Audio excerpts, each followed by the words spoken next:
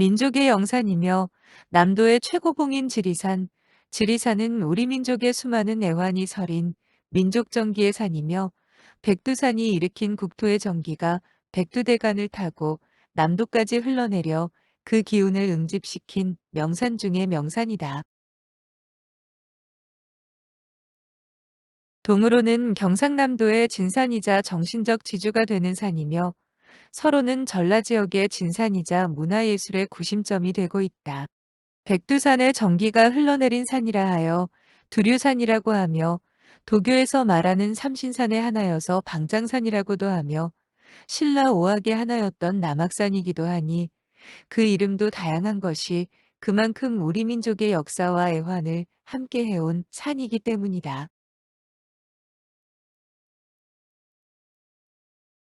바로 지리산 아래 신라의 명장이며 삼국통일의 주역이었던 김유신 장군의 탄생과 관련된 풍수전설이 전해져 오는 천하대명당 구영왕릉이 있다. 이제 그 신비한 풍수전설을 들어보자.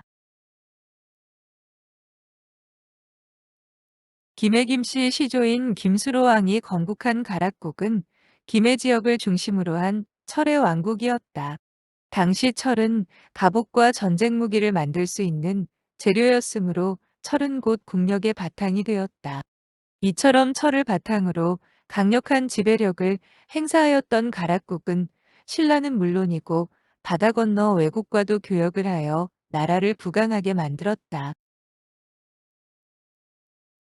그러나 3세기 무렵에 신라가 울산의 달천광산을 개발하여 철을 생산하기 시작하였고 그 밖에 주변 국가들도 제각기 철광산을 개발하여 철을 생산하기 시작하였다. 이렇게 되자 철은 더 이상 가락국의 독점적인 재료가 아니었으며 이로 인해 가락국의 국력은 점차 쇠약해지기 시작하였다.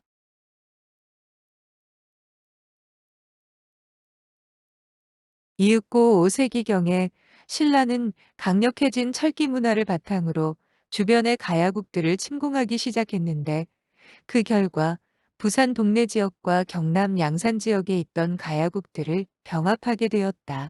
그러나 신라는 이에 그치지 않고 기어이 낙동강을 건너 가락국까지 침공하여 잦은 전쟁을 벌였다. 신라와의 전쟁에 지친 가락국은 국력이 점점 약해지고 있었는데 이를 간파한 신라버풍왕은 서기 532년 대규모 군사를 일으켜 가락국을 멸망시키기 위해 침공하였다.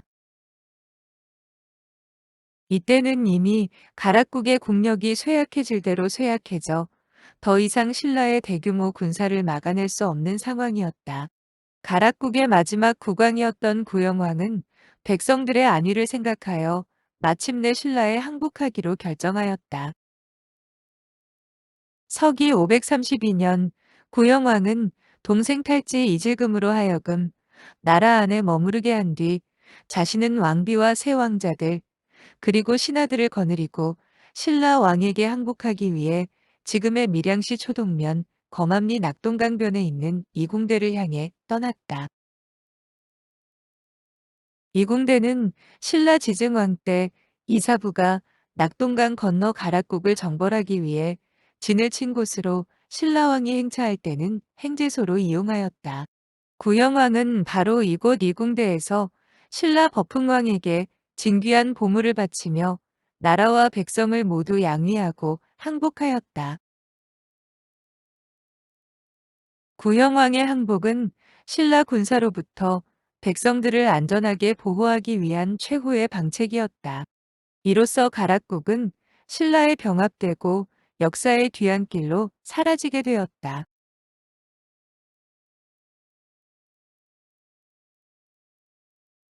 당시 신라는 가야국들을 병합하기 위해 무력과 회유책을 번갈아 썼는데 이런 정책으로 가락국 왕족에게는 신라의 골품인 진골 신분을 주고 우대하였다. 또한 신라는 가락국 구영왕에게 김해 지역을 시급으로 주었는데 이는 아직 병합되지 않은 가야국들이 자진하여 투항할 것을 권유하는 본보기가 되었다. 이후 구영왕은 산청군 지리산 및 왕산자락에 있는 태왕궁으로 가서 살다가 죽음을 맞이하였다. 구형왕은 죽으면서 이렇게 유언을 하였다. 나는 나라를 잃은 죄인으로 죽어서 조상님들을 뵐 면목이 없으니 흙무덤에 묻힐 수가 없다. 내가 죽으면 무덤에 돌을 쌓으라. 그리하여 나라를 잃은 죄인으로서 가슴에 돌을 얹고 그 돌의 무게를 감당하며 벌을 받으리라. 이리하여 구형왕릉은 흙이 아닌 돌을 쌓아 올려 본분을 조성하였다. 구형왕릉은 지리산 자락인 왕산 아래 경남 산청군 금서면 화계리 산 16번지에 있다.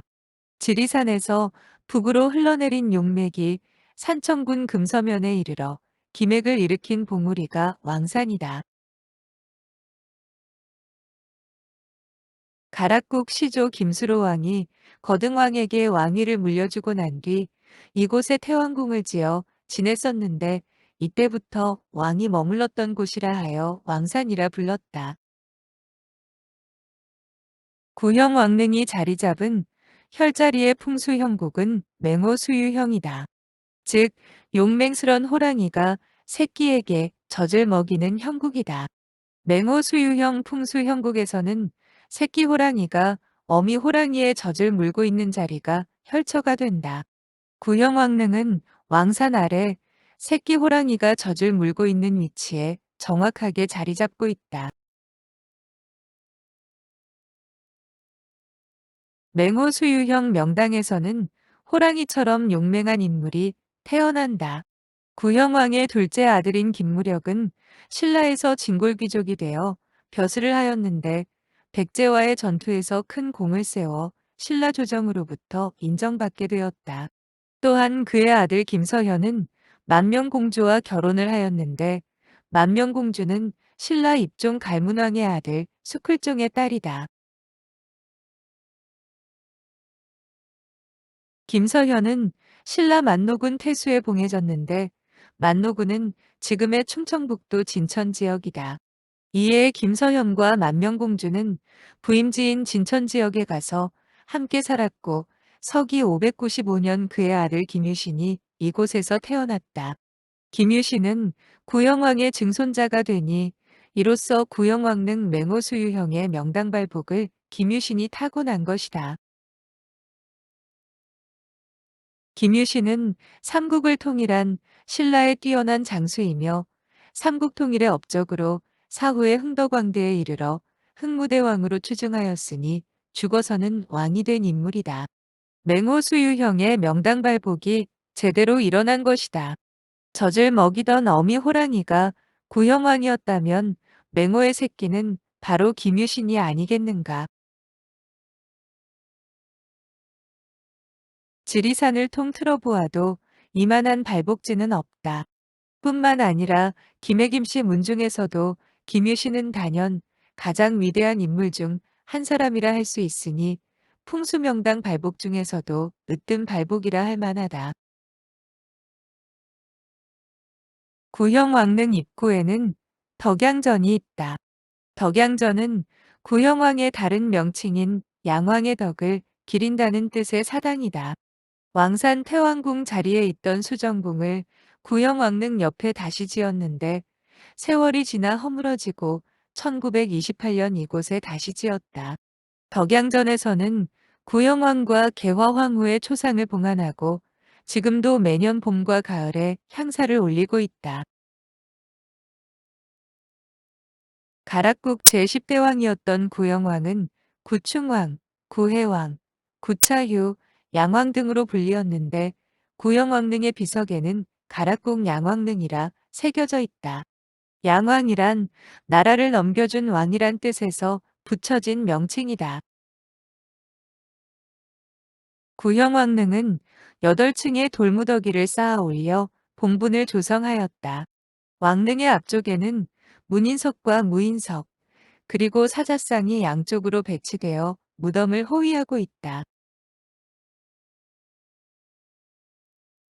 왕릉의 오른편, 비석이 있는 쪽에는 후대의 김유신 장군이 정각을 짓고 능을 지키며 7년간 지냈던 시릉터가 있다.